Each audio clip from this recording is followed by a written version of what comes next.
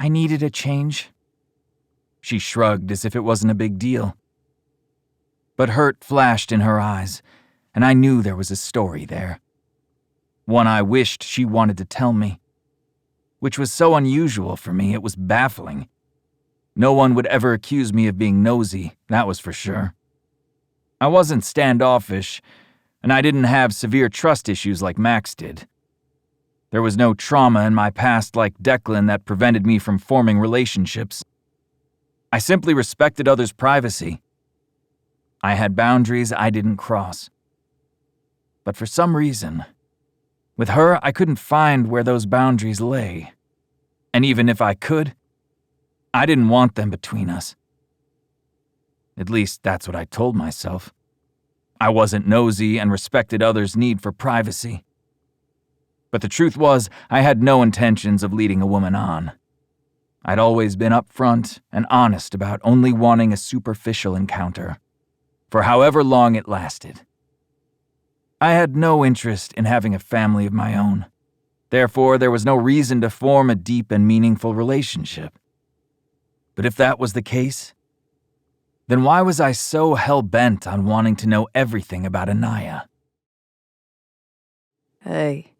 Kyle's hand on mine sparked me back to the present. I glanced down to where our hands were connected.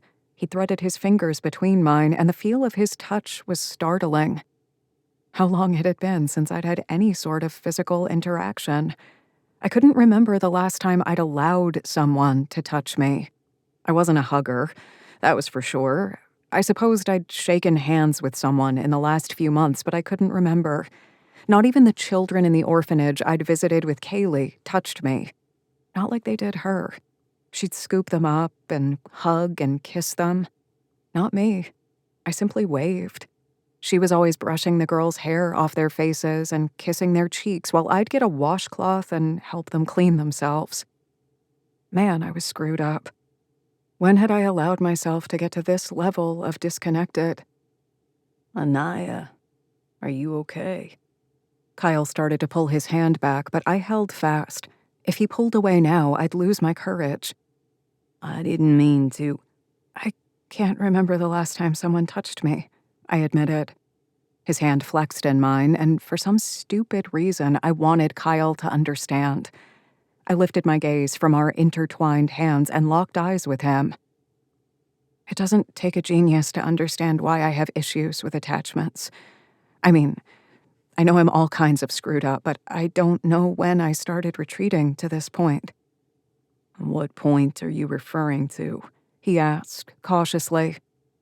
To a place where a simple friendly gesture is so abnormal I have to think about it. Geez, could I sound any crazier? Kyle nodded. I shouldn't have. Don't make this weirder than I already am. I tried to smile and make light of my idiocy. You didn't do anything wrong. I'm the one who's half nuts. Kyle squeezed my hand and shook his head.